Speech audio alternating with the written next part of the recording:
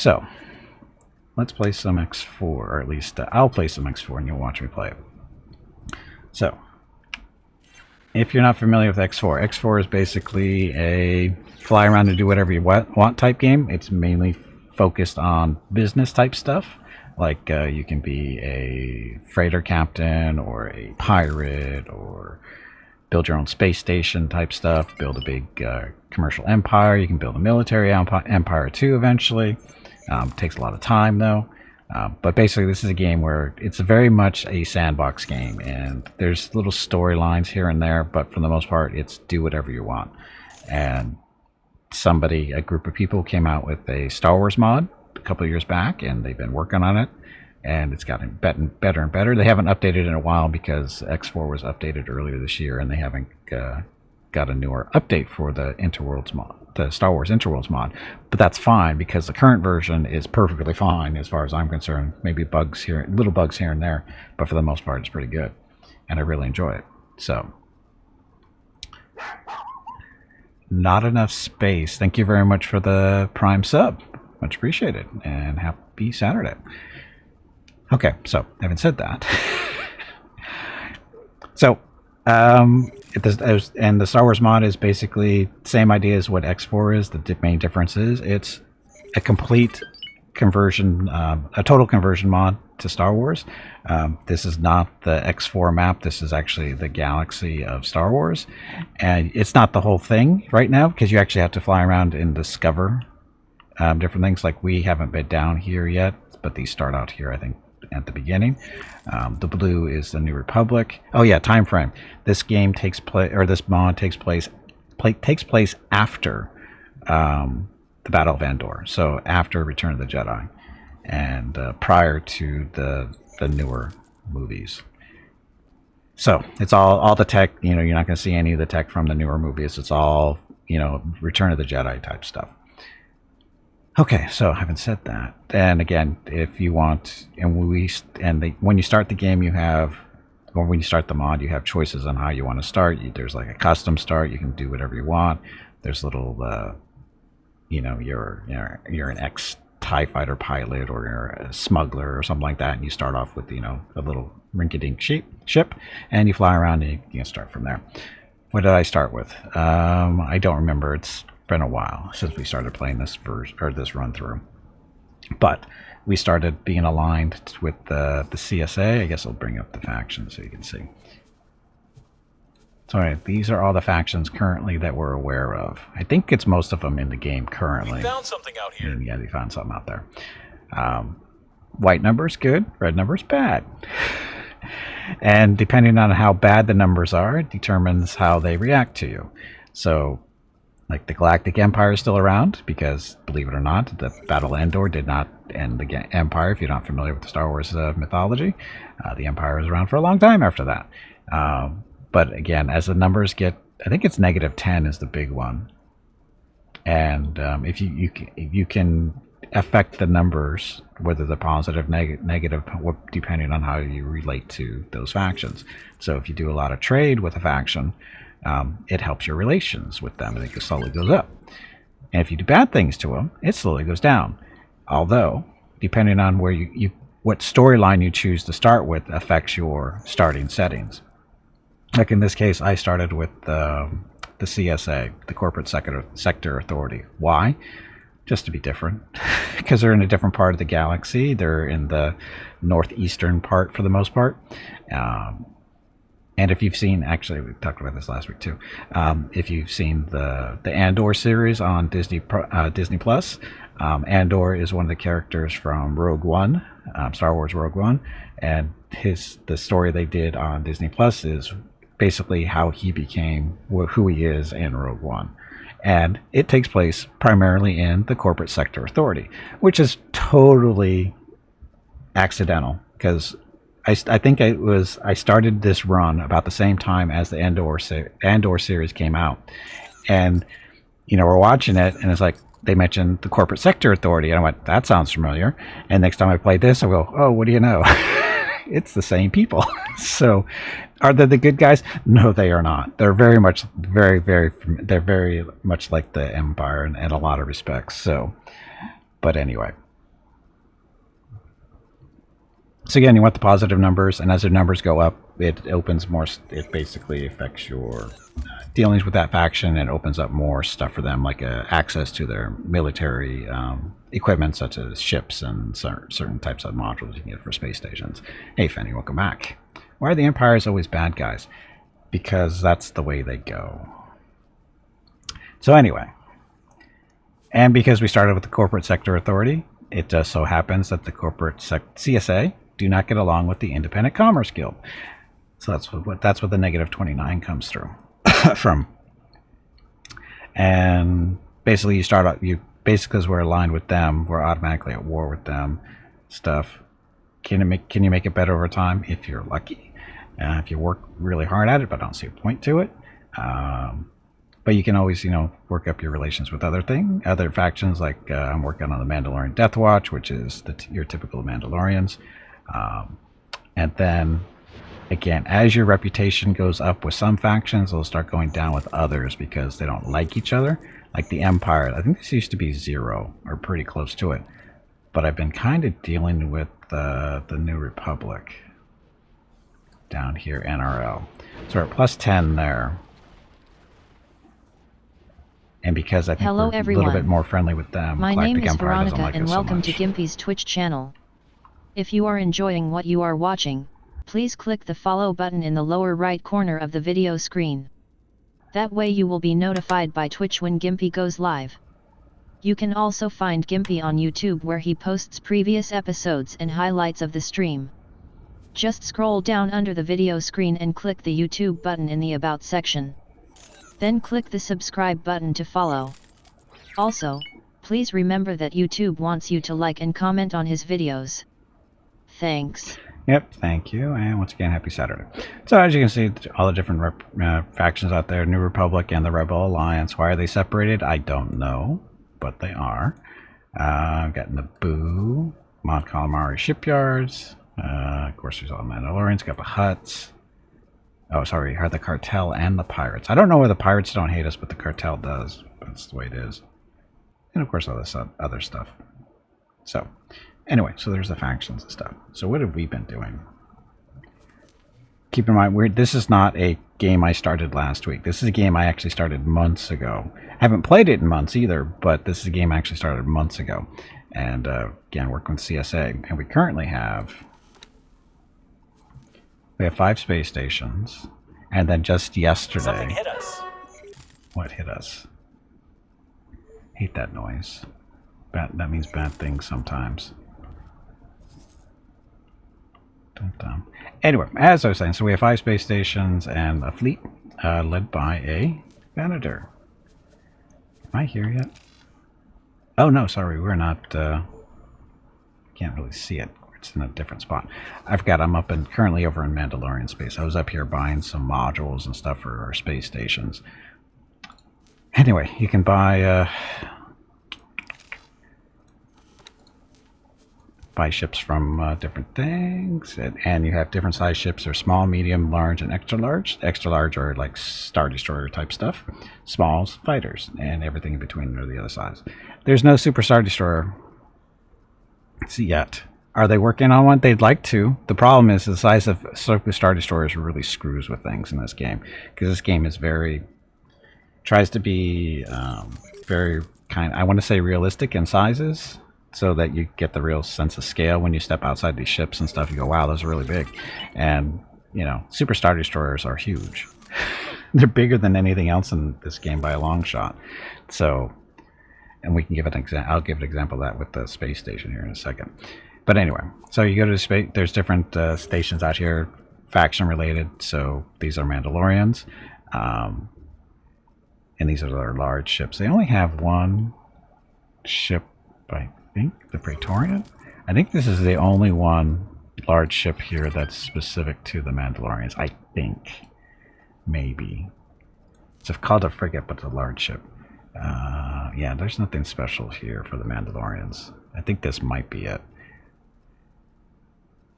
Dreadnought, this is a typical large ship in Star Wars. It's an older model. They're pretty decent. They're not too expensive to buy. If you do a high preset, which is basically all the good stuff, It costs you 15 million credits at this particular station. Prices can vary at stations depending on how well supplied that station is. So you can actually influence the cost of ships if you help them get their supplies they need in order to produce more ships, because it'll actually make some of this stuff cheaper. But anyway, that's the large one. Now they do have an extra large one specific to them, which is the Keldavi battleship. This thing's a monster. It's not Star Destroyer size, but it's close at 70 million. An Imperial Star Destroyer usually runs you about 100 million before fighters, and this is the Mandalorian kind of, I don't want to say equivalent, but competitor. The main thing about this one is uses mass drivers. Instead of using lasers, it's throwing slugs of metal around, and they've got how many of them? 16, and they're different. I think it's these guys up here on the top there, and there's 4 more on each side, I believe. So you can see the modules are pretty good. Yeah, so you got 4 facing forward and can go off to the sides, and like I said, there's 4 on each side. There's 4 along there, and there's 4 on the other side, so that's 12. So I'm going to guess the other 4 are floating around somewhere back here. Looks like they're up top. You can see 2 of them there. That might be underneath here too, maybe. Probably. But anyway, this is actually a really nice ship to have too. We'll probably be getting one eventually. But it's a little outside of our price range at the moment because we spent a lot of money lately. But anyway, that's examples of the Mandalorian bigger ships. Now, if you want to go to fighters and whatever, you have to go to a different type of station, a wharf. Instead of a shipyard, you have to go to a wharf for medium and smaller ships. Okay, smallers. So the Fang, the Dune Lizard, and the Kimogila, I think. Those are all Mandalorian specifics. And the stars mean you have to have a Mando military ship's access, which means you have to get your reputation up high enough with the Mandalorians in order to buy this stuff. Hey, Maki, welcome back. Happy Saturday. I'm doing well. How are you doing? So yeah, the Fang Fighter, which I don't have any of these yet. I should probably invest in some of these eventually because they're not too bad. At 1.2 million, or 1.3 actually, these actually aren't horrible. They got 2 laser cannons, 2 chain guns, and 2 missile launchers. So they're actually not too bad. Single pilot, looks like it. So anyway, that's a Fang, and then a Dune Lizards. I have a couple of these. I think 4 or 5 of these. I'm using them as interceptors. They're cheaper than the Fang, but I think we're going to pick up some Fangs. These guys seem to be okay. 2 lasers, 2 blasters, 2 concussion missile launchers. So these aren't too bad either, and they're a little bit cheaper, which means they're probably not quite as good, but they work. And then we have the Kimogila, which is the heavy fighter. This is kind of like it's not a wide wing. It's more comparable to the ARC 170. You doing fine? Good. Where are TIE defenders? Well, I'm not that friendly with the Empire, and it doesn't look like we're going that way. There's no missile boats in this one. TIE defenders are in the game, in the mod, but missile boats aren't.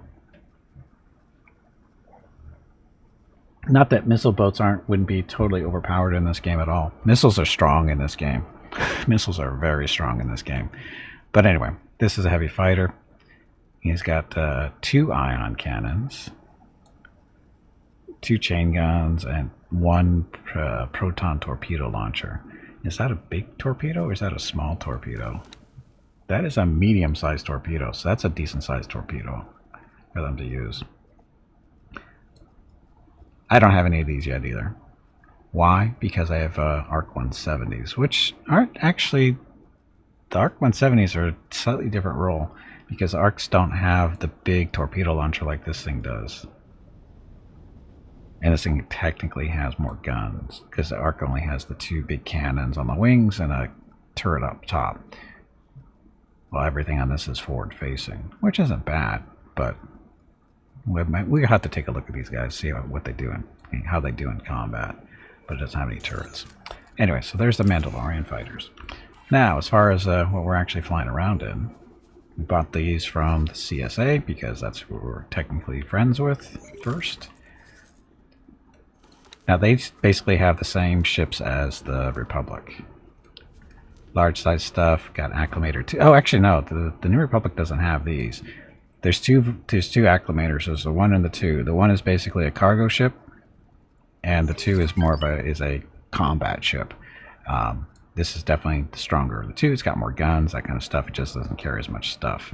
So that's its role. Aquatens, if you're not familiar with these are fairly well known. There's different versions of these. There's the Republic version, there's an Imperial version, and the only real difference between them, significant, well, maybe not even significant, it's mainly the paint job. They basically all have the same rough weapon emplacements.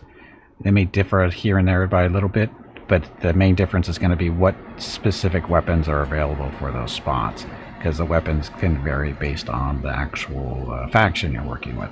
Like Mandalorians are more ballistic based, while the Empire is more green laser based. You know, that kind of stuff. And the New Republic is red laser. Now, who isn't evil? Wood Elves, always the good guys. Always. What about K-Wings? No K-Wings. Your dwarfs and Wood Elves are evil.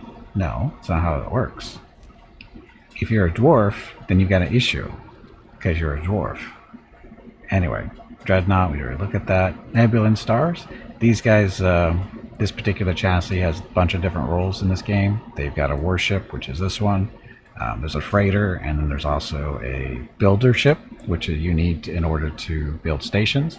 Some of them are floating around. Some factions just have builder ships that you hire to build your stations with, or you can have, you know, buy your own builder ship and use it to build your own stations. And when you're done with that, you can have it go run around and get employed by other people. You know, make some extra money for you on the side type deal. Dreadnought, we've seen that. Neutron Star, we're just looking at that one. Here's Acclimator 1. This is the freighter version. Not as many guns, but more storage space. And this is the freighter version of that one. And as far as extra large goes, the Venator. This is what we're running around. This is our flagship currently. It cost me approximately 56 million. It's a little bit cheaper than when I first was looking at these. When I first started the game, these were up there like 75 million or so. But I have a station in the same system as the shipyard, and we're feeding this place all kinds of resources, so it's reduced the price of the Venator by quite a bit. And yeah, so we have one of these floating around, and we modified ours too. It's not using the same stuff. We actually put Mandalorian stuff on it. So, and by stuff, it's mainly just colors. It's not really that big of a difference for the most part. Some of it is, but for the most part, it's the same. Oh, the shields are slightly different. The shields are beefier, but they recharge slower. So we went that route. So, okay. Anyway, there's your Venator. Venators are primarily carriers. They carry, let's see, they have 18 small docks and can support up to 64 small ships, specifically fighters. To put this in perspective, what is it? Yeah, where did I see it? The Victory 2. So this is only a large ship, but it's give you an idea of what the Star Destroyers are like. So again, Victory 2 Star Destroyer has can support up to 24 fighters. I think an Imperial Star Destroyer can only do 50 or 60. I don't think it does as many as the Acclimator. An Acclimator is a legitimate carrier. It doesn't have as many guns. It has a fair amount, but it's not its primary role. Its primary role is to sit back and launch fighters. And once you do that, you also need a support ship. This is the Harbor class ship. This you have it join your fleet, and it's basically rearms and refuels your fighters and that kind of stuff. Repairs them as well. Sometimes your carrier can do that, but it's got to carry around all the supplies to do it as well. Because the way this game works is nothing is free. You have to go out and harvest basically all the resources, and then you have to make all the parts from those resources to make other stuff. And as a result, the economy takes a little while to get up and rolling. Our economy is rolling pretty decently at the moment. So, you know, you're going to see lots of ships floating around and that kind of fun stuff. Hopefully, fingers crossed. But, again, this is a harbor ship. We did not use this for our fleet. We do have a harbor ship, but it's different. Because I was looking around at stations the other day waiting for something to happen. And I happened to go down to Mon Calamari and go, how come we're not seeing a whole lot of these ships flying around? For some reason, we're not. I don't know why. But Mon Calamari ships, we don't have the best relationship with them yet. We need to put a station down there to feed them resources, what we need to do. And the only reason we actually need to do that is to get access to their Mon Calamari ships. We're actually not that bad. Torpedo crews are supposed to be a monster. Because like I said, missiles in this game are overpowered.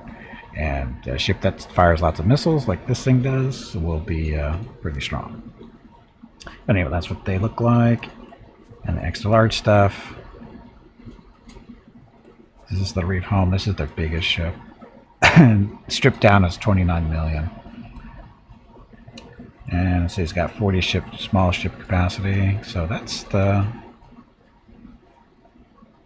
So that's not a... I guess it's somewhat carrier-ish. And then this thing, I don't even remember seeing this thing before. I don't know when they added this, but Recussant Destroyer. I don't remember seeing this thing before. This starts at 34 million before it has anything. So it's going to run you probably 50 to 70 once it's outfitted completely. And the carrier is going to be probably 40 to 50, not including fighters. Fighters are going to run you, depending on the fighter. If you want quality fighters, they're going to run you about $1 million a pop. So if you want a decent outfit of fighters on these carriers, figure another $1 million per capacity if you fill it up, which takes time. So yeah. Anyway, the reason we really came here is this is our fleet support ship that we currently have. It's the Mon Calamari one, which I think they just put it in here just for the mod purposes, but currently this is what we're using for our fleet support. Simply because it looks better than the other one, which I think is from the base game, from the X4 game. But anyway, so there's that stuff. But fighter swarms are very effective. Fighter swarms do work. Yes, they do. Okay, speaking of, so left-hand side, this is our fleet. The Pumping Papillon is our flagship, which is a Venator. Currently has 24 fighters. That doesn't seem right. I guess it does. Yeah, because I balanced it out. No, I didn't. Did we lose one? 3, 4, 5. Yeah, we lost one. We lost an Arc 170. Same went from 5 to 7. So we lost an Arc. That's why. Because I knew I was at an odd number because I have 5 Dune Lizards. It's like the 24. So we lost a 170. That's okay. Anyway, so the Arc 170s, these guys are heavy fighters. Now that we need to buy one, we can go take a look at them. And those we can get from a couple of different places, but we usually get them from up here. This is another CSA wharf. Buy ships. Small. So we got the Arc 170. Got this thing. Yeah, it's an interceptor. Yep. Now this is the Jedi fighter, right? It's another interceptor. It's kind of like an A-wing. B-wings, of course, without their little turret, but now it does. So they have little ion turrets there, so they fly around, shoot them with that, shoot them with missiles. Z95s, these guys are cheap. If you need lots of fighters, under $500,000 each. They're shitty, though. Keep that in mind. Those are shitty. But the Arc 170s is what we're looking for. So Arc 170 comes with 2 heavy laser cannons in the wings and an ion cannon up top. And it also has missile launcher too, right? Yep. So light proton torpedoes you can use if you want. These are fairly durable, except for the one when they die, of course. But anyway, we need to get one of these to make up for the one we lost. So 1 million for one of these. That's all we need.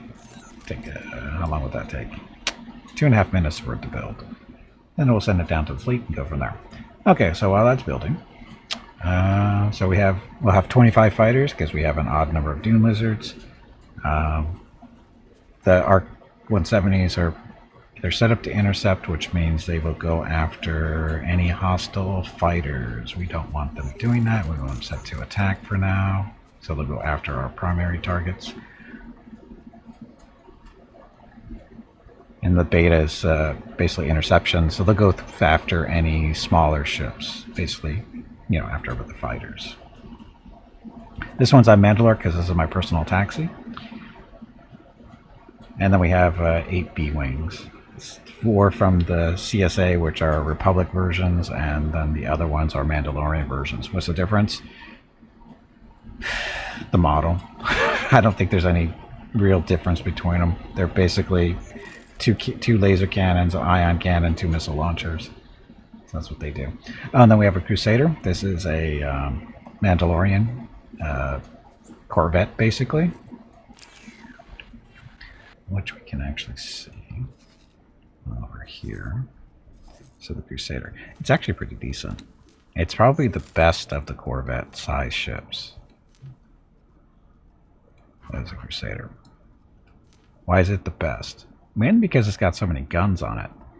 Most of the other Corvettes, like the Corellian Corvette, the famous ones, they only have basically guns for shooting down fighters, right? They might have one slightly larger gun for dealing with other medium-sized ships. This thing has 3. It's got 1 on the nose, and then it's got 2 underneath. These guns are all, for shooting bigger ships. The rest of them are for shooting small ships, which it's very good at too. Hello everyone. My name is Veronica and welcome to Gimpy's Twitch channel. If you are enjoying what you are watching, please click the follow button in the lower right corner of the video screen. That way you will be notified by Twitch when Gimpy goes live. You can also find Gimpy on YouTube where he posts previous episodes and highlights of the stream. Just scroll down under the video screen and click the YouTube button in the About section. Then click the subscribe button to follow. Also, please click the like buttons on his videos. You will feel better about yourself. That's it. Thanks. Yep, thank you. And just a little example of how effective these guys are against fighters was earlier this week. I was flying around in this thing and ran into 4, what were they? 4 ships from the bad guys that were fighting against the Commerce Guild. And they said, "Oh, look at the little ship all by himself," and they came after me. And then there weren't any more left. It was all I did was just basically do loops all the time, just trying to keep the 7 guns here, basically having the fighters above me as much as possible, and they just get eaten up. So, yeah. These things are very good at killing smaller ships. They really are. All the Corvettes are, not just this one, but all the Corvettes, because they all have roughly 6 turrets that are basically meant to shoot down fighters. That's their primary role, and this thing does it very well, and that's why we keep it around. It's currently stationed with the Venator in its medium docking bay. And that's our main fleet. And then we have 2 freighters attached to the supply ship. So they're supposed to be going out and buying stuff as the ship needs them, but there's no supplies to buy currently. Oh, wait a minute. You got capacitors and microchips. Oh, where are you? You're buying stuff. I told him to go out and buy stuff, and he's buying stuff. I'm shocked. I'm shocked. I think it's because I put a better captain in there. Oh, no, I know what he's doing. I set him to... He can't really support us right at the moment because we don't have the supplies to do that. He's just out doing trade. That's right. We set him to do trade. Yeah, he's filling shortages. He's just going out and, doing the regular trade stuff.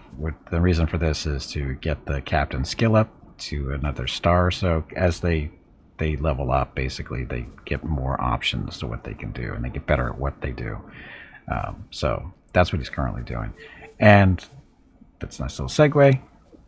You do need parts when your ships, after combat, they have missiles they fire off. Those got to be replaced. Sometimes they need to be repaired. Sometimes they need to be refueled, that kind of stuff.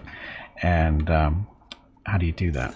Well, that's what the supply ship does. But there actually have to be the right parts being built in the area, or at least for them to find. So what we've started doing, we have a scrap facility in a system not too far away. So most of our fighting is going, this is where our fleet currently is, down here. We have a scrapyard up here. A scrapyard? What's a scrapyard? Scrapyard's basically when a ship dies, there's a corpse left behind. See all the little gray stuff? Those are ship corpses. And you go in, you basically have your tugs. There's like little tug ships. They'll come in and they pull them back to your scrap facility if they're assigned. If the scrap facility has tugboats assigned to them, they will come back. The tugs will come out, bring back the smaller ships back to the station for processing, that kind of stuff. There's also but they can't do anything with the larger ships like this one down here. This is what the hell is that? Oh, it's a hard sell something or other, but it's a large class ship. Tugs can't move those, so you need a different ship for those. You need a large class ship called a scrapper, which is right there. And what he does is he goes out and he basically tears down the larger ships into little salvage cubes, and then the tugs will come down and they'll drag the cubes back to the scrap station or scrap facility. Scrap processing facility. And so they end up over here at this station over here. And now this station is already set up to do all the scrapping we'll ever want to do for the most part. The thing with the scrap facilities is they're a very heavy investment, as in they require a lot of energy to run. And especially if you want them to be processing a lot of scrap, which this one is. So basically we have 4 scrap processors, one there, one there, one here, one here, and then we have 4 scrap recyclers on the sides. So the scrap processors, this is where the tugs drag the scrap to. The scrap gets turned in, the raw scrap gets turned into scrap, which gets sent over to the process, to recyclers. And once it goes to the recyclers turn it into either Durasteel plates or prefab modules, which are used for building stations. That's what this is for. So it's actually looking at the bottom line here.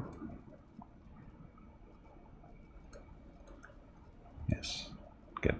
So anyway, so the raw scrap, this is what's coming back from space. That's what the tugs are bringing back to us. It gets sent to the scrap metal, or it gets turned into scrap metal. Scrap metal goes to the processing, and that gets put into, or turned into, plates and prefabs. Prefab is, usually good money. We got kind of loaded up there, aren't we? We got way too much. Need to sell that. Not enough demand. But anyway, that's what this station's main purpose is. Recently, within the last couple hours, we've started adding some new components because we need to start making missile components for the resupplying the fighters in our fleet. So the idea, instead of having to go to somebody else for business, basically we come in here for bringing our business to our own stuff, so it'll save us some money. The downside is we have to build all these components on the station in order for that to happen, and that's what we're currently building. You can see the little red out areas here. They haven't been built yet, so it's in the process of that.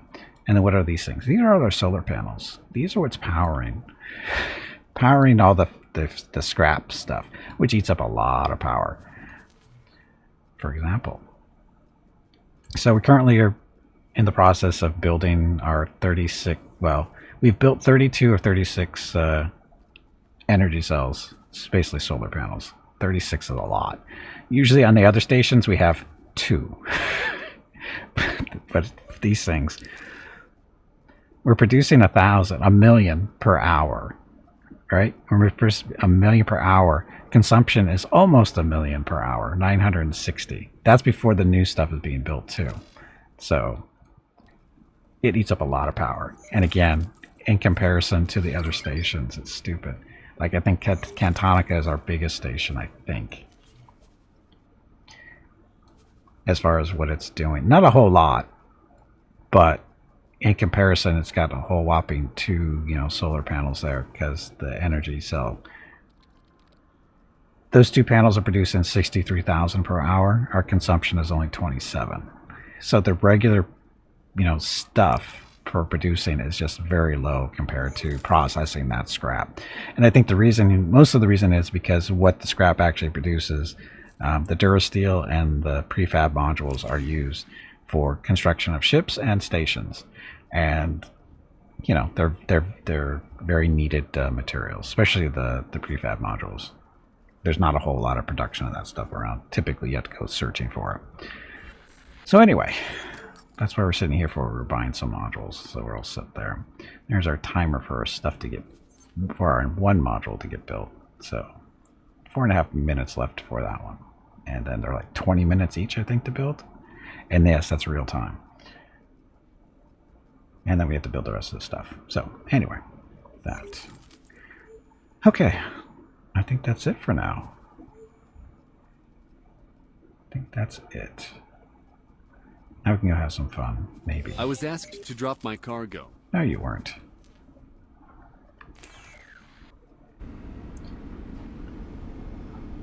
Okay, so we're back in our little taxi, and we're going to have him go resume your duties. This ship will be undocking soon. So what he's going to do... Hello, Gimpy. It is time to take a break. Oh, that's good timing, Go get actually. some more water while you are up. That's actually good timing. Your next break is in 1 hour. So this is the Dune Lizard. He'll take off. I can kick him in the head and tell him get going now, but he'll leave in a few minutes. But anyway, this is what the Dune Lizard looks like from the outside. You did a better paint job. Oh, that's our Empire symbol, little space butterfly thing. Oh, the door actually closed. I never noticed that before. Anyway, that's the door to get in and out of the side of the ship there. So anyway, I need to go get some water because I ran out.